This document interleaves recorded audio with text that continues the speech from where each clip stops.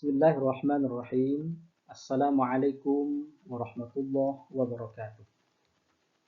Apa kabar rekan-rekan mahasiswa semuanya? Semoga selalu dalam keadaan sehat. Amin ya rabbal alamin. Pertama, kembali kita bersyukur kepada Allah Subhanahu wa taala. Kita masih dipertemukan kembali dalam mata kuliah Nahwu 1, yang mana hari ini adalah pertemuan kedua kita. Pada pertemuan pertama minggu lalu, Bapak sudah memberikan materi baik berupa video maupun PDF untuk kalian pelajari. Dan Bapak yakin dan percaya bahwa kalian sudah mempelajarinya. Adapun materi yang akan kita bahas pada pertemuan yang kedua ini adalah al-kalimah ataupun kata. Adapun yang menjadi capaian pembelajaran mata kuliah pada pertemuan yang kedua tentang al-kalimah ini, pertama, mahasiswa dapat memahami al-kalimah dan pembagiannya. Dua, mahasiswa dapat membedakan ciri-ciri isim, fi'il, dan huruf. Dan yang ketiga, mahasiswa dapat mengaplikasikan isim, fi'il, dan huruf. Kemudian sama-sama kita lihat pada layar yang telah Bapak tampilkan. Ini adalah peta konsep kita. Al-kalimatu salasatu anwa'in.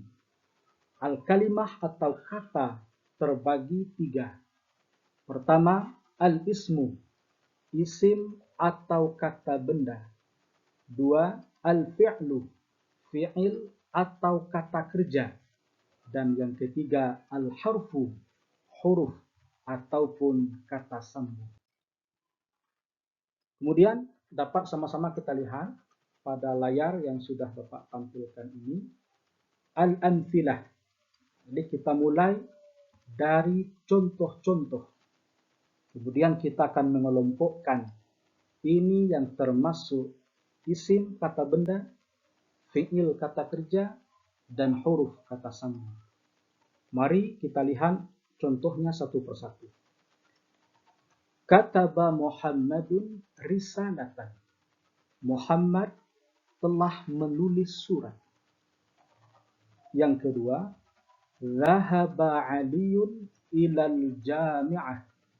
Ali telah pergi ke kampus. Al-jami'ah juga bermakna universitas. Tiga, yakhruju Ibrahimu minal maktabah. Ibrahim keluar dari perpustakaan.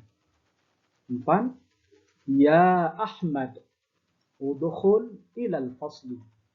Wahai Ahmad, masuklah ke kelas.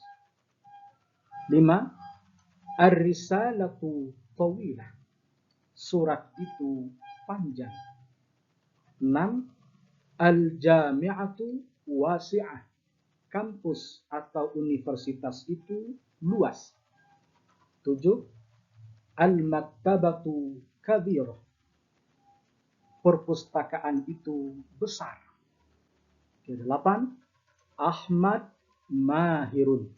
Ahmad adalah seorang yang pandai. Nah, maka dari contoh-contoh yang sudah kita baca tadi, akan kita temui kata-kata seperti Muhammad, Ali, Ibrahim, dan Ahmad. Sebagaimana yang kita maklum bahwa ini adalah nama orang atau nama manusia. Maka dalam bahasa Arab, nama manusia, nama orang disebut sebagai isim ataupun kata benda. Yang kedua, ar-risalah, surat. Al-jami'ah, kampus atau universitas. Al-maktabah, perpustakaan. Al-faslu, kelas. Ini adalah nama benda atau barang yang dalam bahasa Arab juga disebut sebagai isim atau kata benda. Yang ketiga, tawilah, panjang, wasi'ah, luas, kabirah, besar, mahirun, pandai. Dalam bahasa Indonesia kita kenal ini sebagai kata sifat. Namun dalam bahasa Arab ini juga disebut sebagai isim ataupun kata benda. Yang keempat, kataba, telah menulis, zahaba, telah pergi, yakhruju, sedang atau akan keluar, udkhul, masuklah. Jelaslah bahwa ini merupakan kata kerja yang dalam bahasa Arab disebut sebagai fi'il. Kemudian yang terakhir adalah kita temukan kata-kata seperti min yang bermakna dari, ila yang bermakna ke. Maka inilah yang disebut sebagai huruf atau kata sambung. Baik, rekan-rekan mahasiswa semuanya, kita akan melanjutkan ciri-ciri isim atau kata benda, ciri-ciri fi'il atau kata kerja, dan ciri-ciri huruf ataupun kata sambung. Pertama, ciri-ciri isim atau kata benda. Pertama, bisa diawali alif lam. Contohnya, al-baitu yang bermakna rumah. Yang kedua, bisa diakhiri tanwin. Contohnya, baitun yang bermakna juga rumah. Tiga, bisa didahului huruf jar. Contohnya, fil baiti. Fi bermakna di atau di dalam. Ini merupakan huruf jar. Dan kata setelahnya al-baiti yang bermakna rumah. Ini adalah isim karena didahului oleh huruf jar. 4.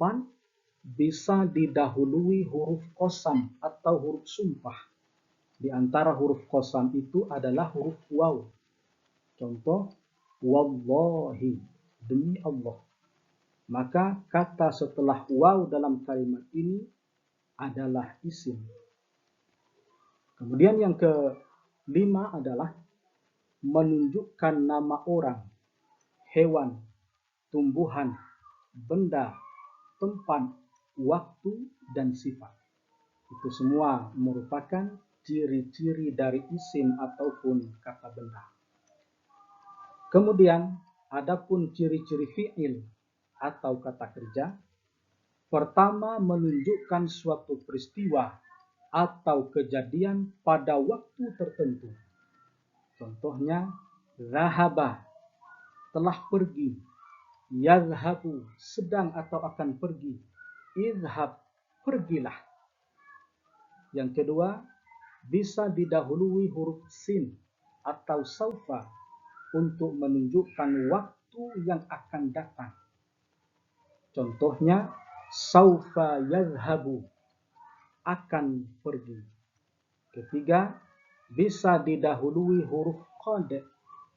Contoh, qad zahaba, sungguh telah pergi. Dan yang keempat adalah bisa diakhiri ta ta'nis sakinah untuk menunjukkan bentuk feminin. Contohnya adalah zahabat, dia perempuan telah pergi. Kemudian ciri-ciri huruf atau kata sambung tidak bisa berdiri sendiri dan hanya bisa dipahami maknanya jika disandingkan dengan kata yang lain. Contoh huruf misalnya, di bermakna di atau di dalam, ala di atas, min dari, waw yang bermakna dan seterusnya. Inilah ciri-ciri isim, fi'il, dan huruf. Bagaimana Anda semuanya? Apakah ada yang belum jelas? Kalau ada yang belum jelas, silakan tulis di kolom komentar. Kemudian mari sama-sama kita simpulkan materi kita pada pembahasan al-kalimah pada hari ini. Al-kalimatu thalathatu anwa'in. Al-kalimah atau kata terbagi tiga. Ismun, isim atau kata benda. Fi'lun, fi'il atau kata kerja. Harfun, huruf ataupun kata sambung. Fal ismu kullu lafzin yusamma bihi insan au hayawan au makan au ayyu syai'in akhar. Yang dimaksud dengan isim itu adalah setiap lafaz atau setiap kata yang digunakan untuk menamakan manusia, hewan, tempat, atau benda apa saja. 2. Wal fi'lu kullu lafzin yadullu ala husuli amalin fi zamanin khasin. Fi'il adalah setiap lafaz atau setiap kata yang menunjukkan terjadinya suatu pekerjaan pada waktu tertentu. Yang ketiga, wal harfu kullu lafzin la yazharu ma'nahu kamilan illa ma'a ghairi. Huruf adalah setiap kata atau lafaz yang tidak jelas maknanya secara sempurna kalau tidak digabungkan dengan kata yang lain. Inilah kesimpulan kita pada pertemuan yang kedua ini, pembahasan tentang al-kalimah. Dan mudah-mudahan apa yang sudah kita pelajari dapat bermanfaat bagi kita semua. Untuk selanjutnya, Bapak berikan tugas, nanti akan Bapak share ke WA grup kita. Barangkali itulah pertemuan kita pada hari ini. Mari sama-sama kita tutup dengan membaca hamdalah. Alhamdulillahirabbil alamin. Terima kasih. Wassalamualaikum warahmatullahi wabarakatuh.